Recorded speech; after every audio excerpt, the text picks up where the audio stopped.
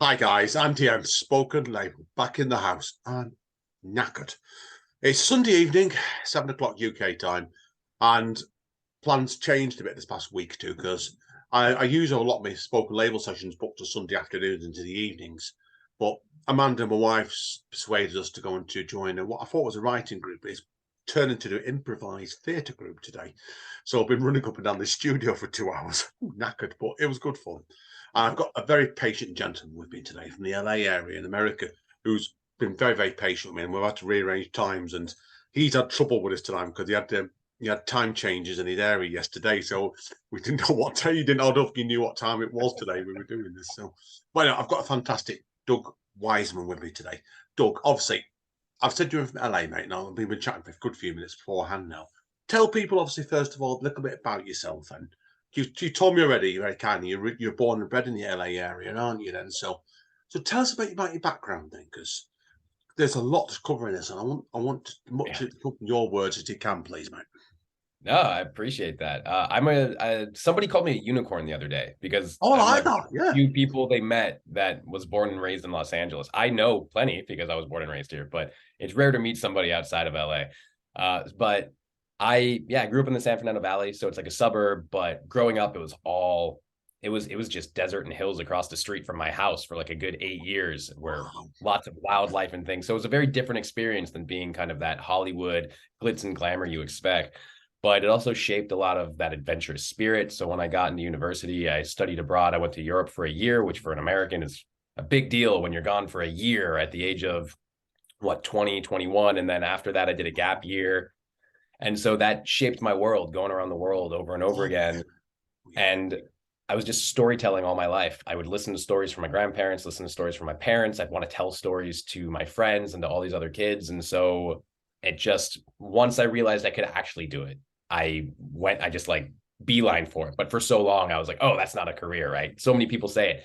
Writing's not a career. Figure out something and just write on the side. But I was, no, I'm going to figure it out. And once I decided to do it and dedicated myself to it, I did figure it out. And I kind of made this weird, wonky way because like everybody wants to be a travel writer, right? They think they get free hotels and free flights and free food or whatever. And I definitely didn't get that, but I kind of fell into travel writing. I fell into writing itineraries for a company based on the experience I had traveling around the world. And then I was able to just make that a living. And then while I was doing that, I was like, all right, but I'm really going to write fiction on the side. And here's this book. Brilliant. I don't, obviously, I want people, you've got a really good section on your website about your travel writing. So I'm not going to ask you the obvious questions, okay, about travel writing. There's plenty we could have talked about that in a separate topic Mhm. itself. But just tell us about the most obscure place you've ever been to then. There must be one that always sticks out in your head. Not You favorite, but know, it's obscure. I think it's yeah, brilliant. I have a few favorites, and I wouldn't necessarily, they don't start out as being obscure Mm. because like Cambodia, right? I don't feel like Cambodia is obscure in itself, but then Mm. when you get into where you go in Cambodia, and I went to the northeast and stayed in a tree house for like 4 days Oh, and wow. out around, and Wow. that was amazing. But like saying, oh, you're going to Phnom Penh or you're going to Angkor Wat, like people go there. That's relatively well known. But then I ended up having more time, really falling in love with the experience and thinking, well, let's just explore more. Let's see what else. And there were these two people, as you meet people along the way, they're like, oh, well, we're going here. If you want to explore with us, sure, let's do that. And then you end up doing that. And then so it's less of like I really want to go to Ethiopia. I really want to go to Portugal's not obscure either, but like these are two places I just haven't been to that have eluded me that I really want to go to. And I would say Ethiopia is that idea of like obscure. Not a lot of people go there. There's not a lot of tourism infrastructure. But saying Cambodia, the infrastructure is there, but only in part of it, right? And then it's like you go off of it, and all of a sudden it's this crazy Wow. experience. Oh, wow. One of my ex-bosses I used to work at some years ago, an insurance firm in England. I'm not going to name the name. He used to do travel writing, was about your age, he did. And I always remember him telling me he went off him and his wife before he had his two children. And I want to know if it's ever happened to you, really. He went over to Egypt to do some travel writing, and the country went into revolution mode when he was over in Egypt. And Oh him and his, no. yeah, he went over there for a 3 week paid work somewhere, and ended up being 3 months because he couldn't get back out of the country. Oh wow. Yep. That'll do it.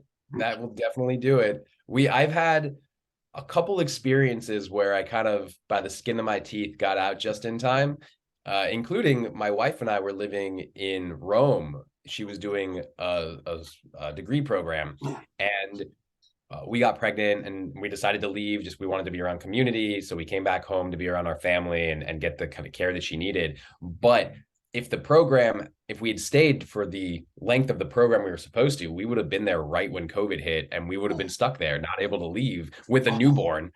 oh And no, so oh we no, kind of got out just oh in no. time, just by chance.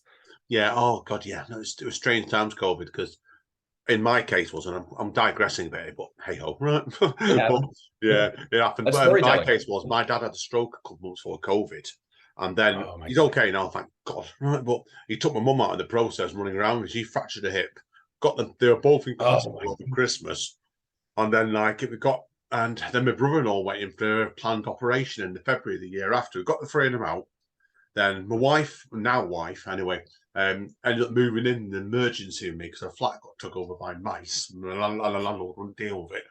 So it's like, you know what you mean? Like, Oh it's like you wow. look back at times, don't you, thinking like that? Yeah, thank goodness for that. Yeah, Yeah. everything Oh I man. always believe it happens for a reason, doesn't it? So that's I why. So agree.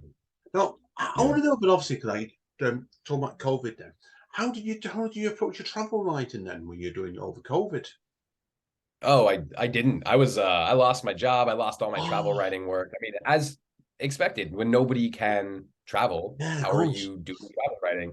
But luckily, I was able to get my way back in with this particular company that I was working with, and we looked at the content that they had, and we're like, well, because of the way that they had maneuvered their funds after getting the what's the word from the government, kind of the stimulus package from the government, they were able to Yeah. bring people back on for a bit. So I went back on for a limited time, looked at the content, like, oh, well, if we expand this, if we offer this type of information, if we do this, this is a project that'll take this amount of time. We can do it with this focus.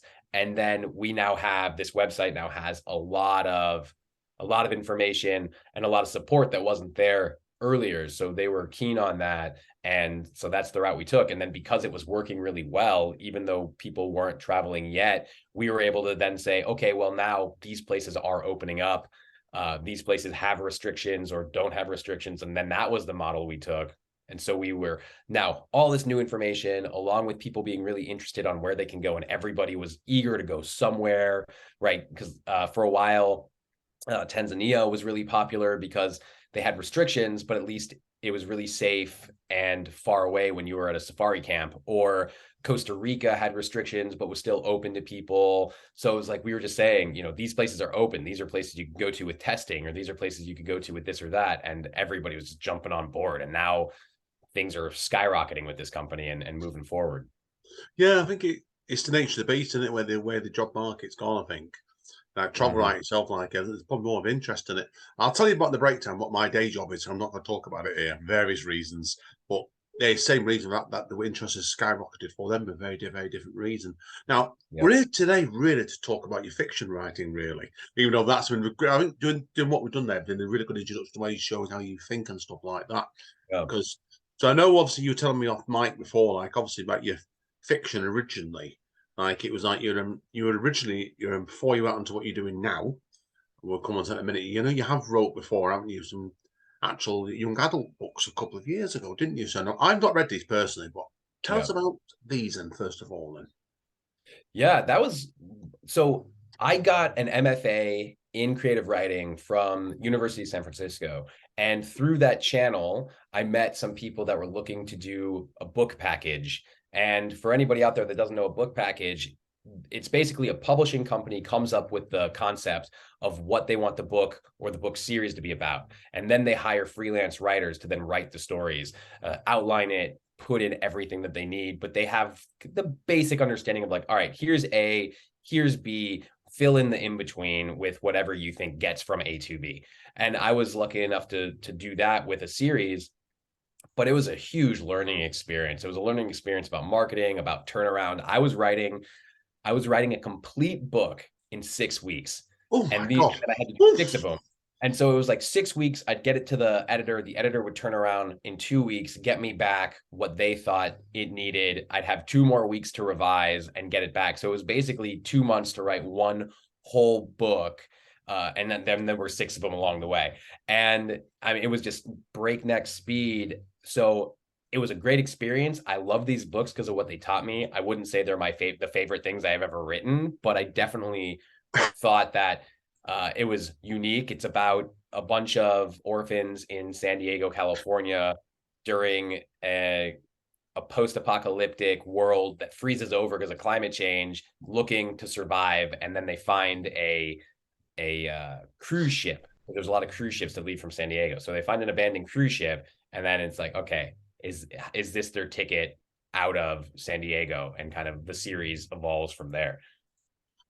It reminds me of, well, it's a shame my wife can't come with sitting tonight, because my wife, Amanda, I don't know if I told you this before, she's a novelist like you are. I'm more of a short story writer and poet, really. But she's actually done ghostwriting people before she has, and she nearly took a job with a publisher last year, actually, about that, doing something very similar, and various reasons didn't end up doing it. But like I said, I think when you're doing that sort of speed of writing, you learn something about yourself as a writer, don't you? Really, like it's because writers are in a lot of ways we're our own worst critics. We will stew over things for weeks and weeks and weeks and years even. So in a roundabout way, I want to lead some to your novel actually that we're here to talk about today. Really, obviously, Life Between Seconds. Then now, obviously, apart from the speed. But obviously, tell us about then how your approach changed in this book from the young adult ones you've done previously. Yeah, this book is the exact opposite of what that series was. This book started in 2011 and didn't get published until 2022. Wow.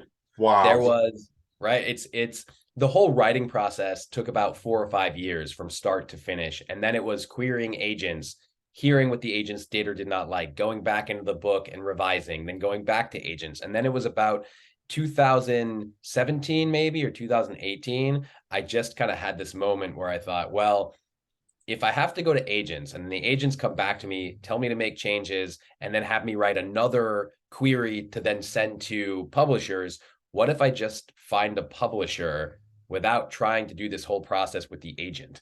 And so I did that, and then was able to get a publisher. So I got an indie press, no agent, and it's kind of sped up the process for me. And they gave me a lot more artistic freedom, but at the same time, you also deal with a smaller market. So it's kind of a trade-off. Yeah, I think it is really, yeah, that's exactly it. And I knew that going into it, right? And that was kind of the aspect that I was like, am I willing to trade off a lower scale on one side for the other just to speed things up? But also you hear stories, like I did all the research understanding that on the back end, if my book isn't considered to be a bestseller even beforehand, right? If I went to one of the big 5 American companies and they were like, well, it's nice, we'll publish it, but we're not going to put our marketing funds into it. We're just going to market Stephen King as we always do because it's Stephen King, of course. Then I'm going to have to do the same thing that I do now, which is do my own PR, do my own marketing, rush around and then they just take a bigger cut of the profit at the end. So I'm like, well, why am I going to do that when I'm going to have to do the same work? So I'll just go with a small press. Yeah, no, I agree with you completely with that. It's a valuable lesson for writers anyway, that really sometimes. Like, I think the higher up you go sometimes, the control, you don't get the input on it. And then like it would have been, I think in the case if you'd gone to say one of the top 5, they might have been adamant you do certain more changes to it, and it's very, very hard to get to do what you want to do with it. Yeah, no, I agree with you completely. So now, obviously, with the book itself, then. Now, I want to ask you that first of all, because I've done the blurb itself goes on about Karen Russell's swamp. Oh my good grief, Swampalata, is it? Have I got that pronunciation right? Have I then? Swamplandia, yeah. Swamplandia, nowhere near that, right? So I'm presuming then you must be a fan of Karen Russell, because I'm not a writer I've really come across. So I've heard the name. Yeah. So tell us obviously then about the background of this book then, because it's interesting really, because it's set in Buenos Aires, I noticed, in Argentina. Now, tell us about then, obviously, before we come to the Karen Russell link, what made you want to actually put this book in Argentina, first of all? So the big thing that sparked most of this book was I was traveling in South America, and I was in Buenos Aires, and I saw the Madres de la Plaza de Mayo marching. And the Madres de la Plaza de Mayo is a group, or was started by a group of women who lost their husbands or their children during the Dirty War in Argentina, when up to 30,000 people, their own Argentinian citizens, were disappeared by the government. They were considered dissidents. They were considered, rebels or against the government or whatever it was. And so the government just disappeared them. And I watched these people and I talked to them and I watched them holding signs, pictures of their sons or daughters or uncles, brothers. And I just thought, what would it be like if my mother was waiting for me to come home? And that just sparked this idea. And then from there, I was traveling in Mexico City. And this book doesn't take place in Mexico City, but while I was there, I visited Frida Kahlo's house, and she had these two clocks in her kitchen, and one was stopped on when she divorced Diego Rivera, and one was stopped on the time she remarried Diego Rivera. And I thought that was such an interesting thing, to stop clocks instead of having photographs or just remembering the dates or something, or having it on a calendar. She just had these stop clocks on the exact times. And it sparked another character idea of having someone involved who breaks watches every time he wants to take a picture or a snapshot of a memory. So instead of taking a picture, he just breaks a watch, and he always wears certain watches around his arm. And I was living in San Francisco at the time when I started writing this in my grad program. So I thought, San Francisco, living in this dingy apartment in kind of a corner of North Beach, which is like Little Italy. And I thought it was a great place to have these two characters meet as they both try to escape their past traumas. And now all of a sudden they're coming together to find whether or not they value their friendship enough to overcome their past. Yeah, now obviously there's two quite distinctive characters at the centre of this story, both of which stories get told. Obviously, you build it. It's a good slow build a book. This one, even if it's not a particularly long book. Obviously, Peter and I'm going to pronounce this wrong. Sophia, is it? Have I got that right? Sophia. Sophia. Oh, should have got that. Yeah, should have got that. That's dyspraxia kicking Oh, in. that's all right. Yeah. Now, what I always like to ask you about when you're looking at a book like this is, there's always got to be some kind of emotional connection between you and either one or both of the characters. Yeah. So tell us about then the journey of these two characters, and basically, were they both always planned to be in the book, or did they come along later in the book? Yeah, actually, Sophia was the original character that I was thinking about when I started the book. And Peter, when I started writing and actually plotting out and thinking what's happening, Peter came along as kind of this, I like to call him a Trojan horse. He's a character people might find familiar, and because he's familiar, they'll become comfortable with him and the story he's telling before they enter Sophia's story. And with that, you then enter this new world that you may not know about, or you may not have been curious about. Like if somebody picked up this book and just thought, Dirty War Argentina, Madres de la Plaza de Mayo, I don't care. I don't get it. I know nothing about it. It doesn't interest me. But now you have this other person where it's like, oh, well, the emotional connection I make with Peter immediately, because he has family trauma and I understand that. And now I'm connected to him, even just hearing the summary of what his story is. And now I have to learn about Sophia's story because of the connection with him. So it was this tangled web I was trying to weave to make sure, yes, Sophia was the first inspiration. Peter came second, but he's paramount to actually getting people who would not otherwise be interested involved, I feel. Yeah, I think it's a good structural move that straight away, because it's like you're looking at the everyman sort of scenario or every woman sort of scenario, then you can use him like as the, I'm trying to get the word right here, yeah, as the intro in his book. Yeah, no, Gravy, it works really well. And you can tell with it really when you read this book, you can tell he spends quite a bit of time in this book as well. You can. It's clearly not a book like, unlike your young adult books, which I'm not dissing, I've not read them. But like it's there's a lot of thought gone into this book straight away with that. And did you find the actual book changed much over since you originally incepted it? Absolutely. Well, I mean, one of the things I made I like to think, I tell people I'm a product of my own failure, because I did all of the terrible writing things that you shouldn't do and learn. I mean, I learned from them, and that's what you need to do, but I still did them. I did a lot of passive voice, which keeps you really distant and disconnected from the characters. I went too extreme in the first person, and then it just became one long monologue of thought that wasn't really any action or activity going on. I would put characters in just because I thought they needed to be there, to find out, no, this character doesn't need to be there. I had one character who she was there and she was a big part of the story for half the story. And then she just disappeared. I'm like, well, what happened to her? Where did she go? And I realized, well, I have to take her out. She obviously has no purpose if she just disappears. And then, but I love this character and I found a place for her. And I was like, okay, so she actually only needed to be in one chapter, not 16 chapters.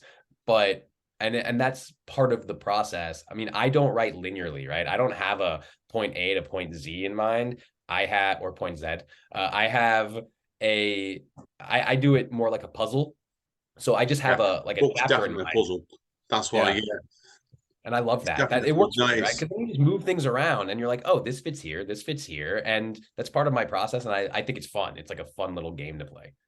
Oh, yeah, it can be. When it's done really well, and this book is, don't want to make your head explode here because I'm not like that. But no, it does. It's one of those sort of books where, because obviously I said, I've hinted at what it's I would say a reasonably short novelist for your first debut, certainly, because it's just under 300 pages. But it's not a 300-page novel you can read in 2 or 3 hours. It's one where you've got to, I think you can read a couple of chapters, pause, think about the time zones and the various viewpoints, because there's a lot going on in this book straight away with that. So that's why. But I take it then, obviously, with this sort of ideas of throwing in various time zones and stuff, has this been a style of work that's always interested you, has it then? The writing in this sort of style? Yeah, now that you mention it, it's one of those things that I think was subconscious until it's actually brought out. Like, oh yeah, it definitely is. And I like to read broadly, and I like to read deeply, and I like to things that I don't want to say challenging in which they're so complex I don't know what's going on, but challenge me in that way that you said, that you have to kind of read a chapter or two and sit back and really digest what's going on. And I did a reading last night, and it was one of the first times I was like reading it out loud and realized and it was just like this moment where you realize I love playing with words. And if you read this, you can see the rhythm of the language. You can see I repeat a lot of things on purpose because of the sound of it, or that idea where sometimes when you say something so much, it loses meaning altogether. Right. And that I was playing with that concept, but then I'm reading the thing out loud. I'm like, this is really, it becomes a tongue twister. This is hard to read out loud. Oh, wow. Well, I won't need to ask because I can guarantee it would have gone down the storm last night. But did you find then when you were reading it, was it in person the reading first of all? Was it, or was it on Yeah, Zoom? it was. It was in person. Even better. I love Zoom reading to do because sometimes you can get much more out looking at people's eyeballs, can't you? When you're reading extracts from your books, and like we stood there reading it out thinking, oh, whoa. I thought this has gone down in a way some parts I wasn't expecting. No, luckily it went over well. It was, so I've been doing this thing where I've been reading a page on Instagram every day, or 5 days a week, one page.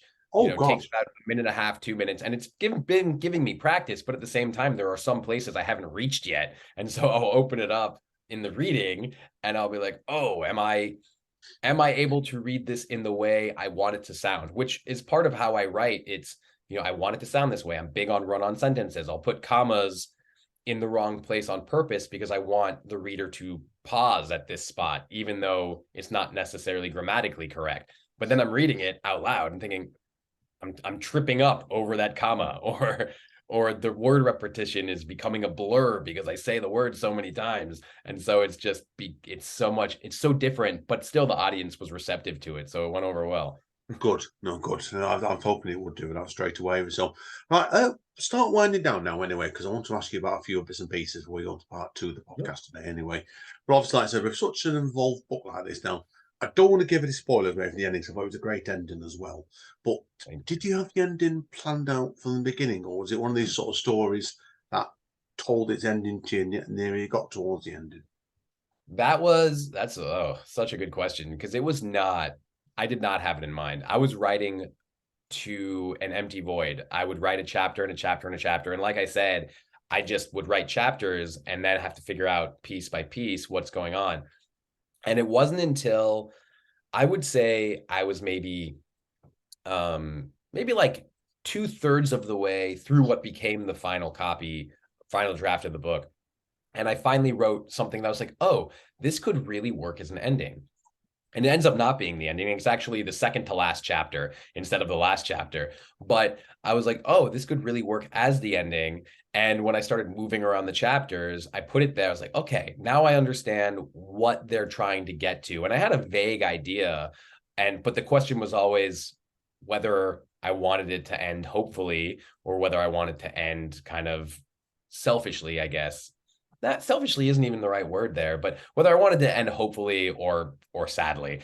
And I won't ruin it either, but I will tell you that I was talking to somebody last night and they're like, oh, am I gonna cry at the end of the book? I was like, no, I hope you don't cry at the end of the book, but there are parts in the middle that you might cry at. So those, I think that's where I like to land. Yeah, it's a good way of doing it. That definitely. I've got a dear friend of mine who's quite a known comic over here, and I'll read out. I'll tell you at the interval. I'm not going to read it out here. I've just done quite a lengthy short story, and I'll read out. I think his reaction is similar to what I think you're aiming for with this book. We'll talk about that in the break anyway.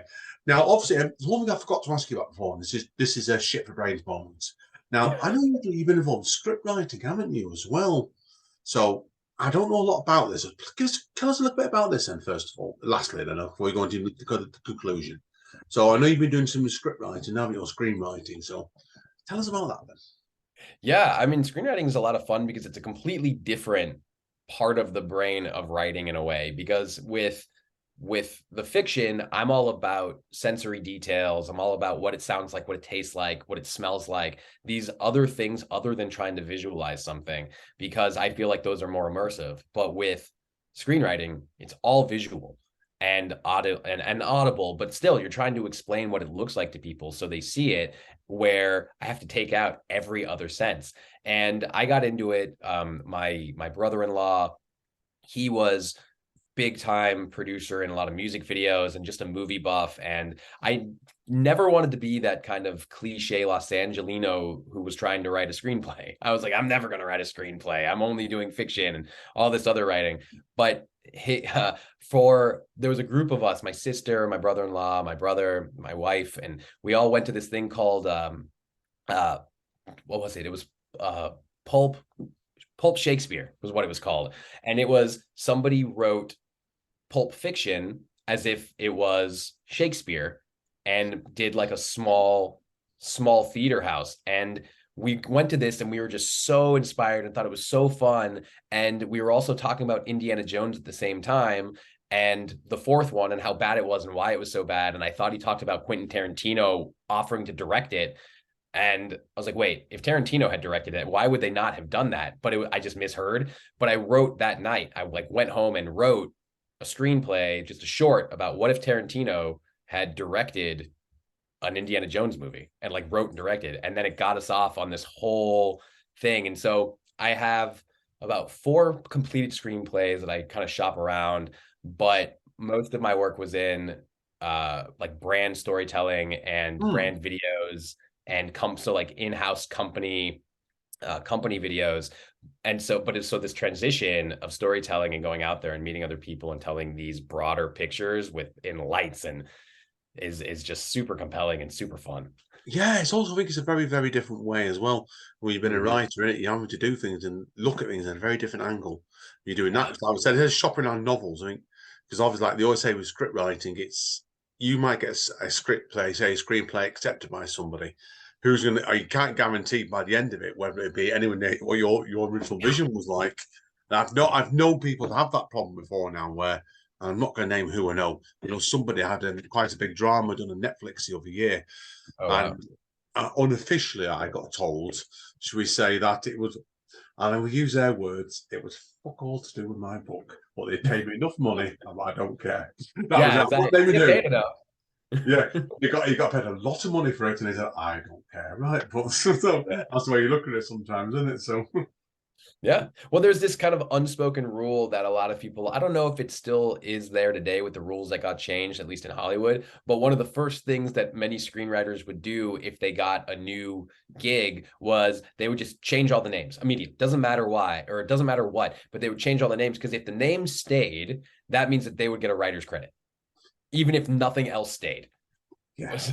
I've heard that before now. It's also crazy, isn't it, mate? So, and listen, Douglas, and then let's start wrapping up here, mate. Now, obviously, what plans do you have next then? I know you're still shopping down a couple of screenplays, aren't you? Do you have another novel in mind, possibly? Possibly a sequel, even?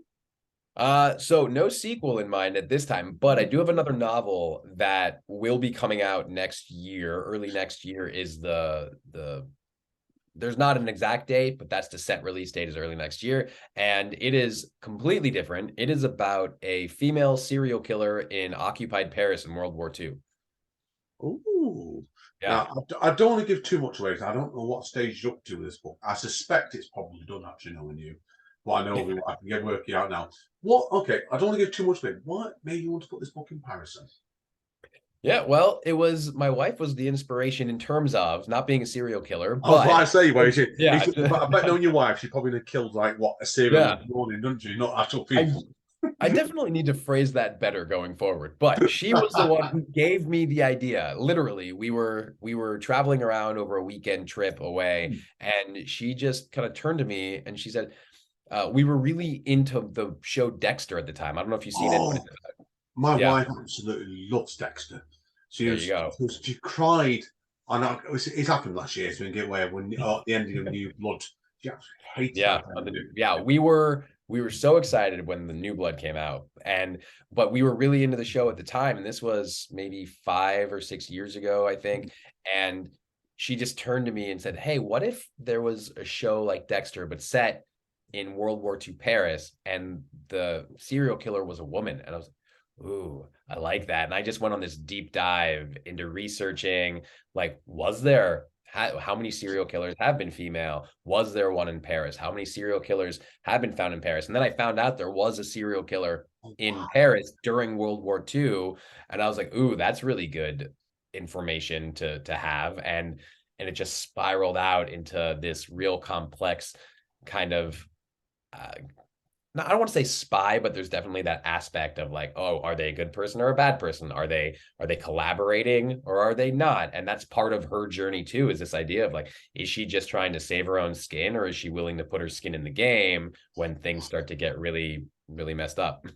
Oh, good. You have to come back on again next year, and definitely when that book's out, because Oh, I will welcome. Give me enough notice. I'll even try and get Amanda to come on because I know what she's like with Dexter. And if she yeah. enjoys the book, she'll come and ask you a load of questions herself. But no, listen, we'll deal with that another day, basically, mate. Anyway. Okay, mate. To wrap up then on the part one, if you want people want to find out more about you, where do you recommend they go? Yeah, so definitely go to my website, douglasweissman.com. You can also visit me on Facebook or LinkedIn, all Douglas Weissman. On LinkedIn, actually, I'm really active on LinkedIn, so you can find me a lot there. I talk about storytelling and crafting stories and stuff like that. But I'm also on Instagram, like I mentioned. I'm reading one page per day, 5 days a week. So if you don't want to buy the book and you just want to listen, it's 261 days worth that you're going to be waiting for. So you might be better off just Find the purchasing copy if you want to get to it faster. Wow, no, fair play to you. That's a heck of an overachievement, that, because I know people that have gone on doing podcasts on the book, reading a chapter out a week. And Oh, that what wow. you've done, that's the really slow process. So, oh, Yeah.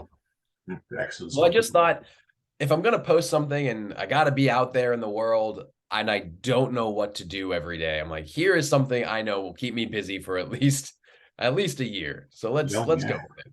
completely. Oh, fantastic, mate. Great idea. I'm going to check this out, definitely. So, to see if how you read the style changes the actual voice of the book. Because I think when you're doing hearing the audio of a book, it does change your perspective of it quite frequently. Oh, So yeah. my favourite novelist is Paul Auster, to be honest with you, American Oh, novelist. love Paul Auster. Adore Paul Auster. And like, Yeah. I've got, like I say, when I hear his audio of his books, and his voice is that rich. He takes it in Yeah. different directions. So, no, I definitely want to check this out on Instagram, definitely, mate. So, brilliant. That's great. Okay, I haven't listened to Paul Auster on audiobook. I oh, got to do it. yeah. Yeah. I will warn you, don't go for his last one, what one, 4321, because that's Okay. over 800 pages. That's something like about 25 hours of audio, right? Yeah. He's worth checking out because like I had a spell a couple of years ago where I used to go along finding podcasts he'd been on. I just loved his voice. Have you ever heard him read or anything? I haven't. You've got to, right? You've got to, right? I got That's to what check I it was out. doing. Anyway, we'll wrap up this point because we'll talk more about Paul Auster off mic anyway, right? So Yeah. hang around everybody, we'll be back shortly. Doug's going to do an extract or two for his book. See you all in 2 shakes of the dice.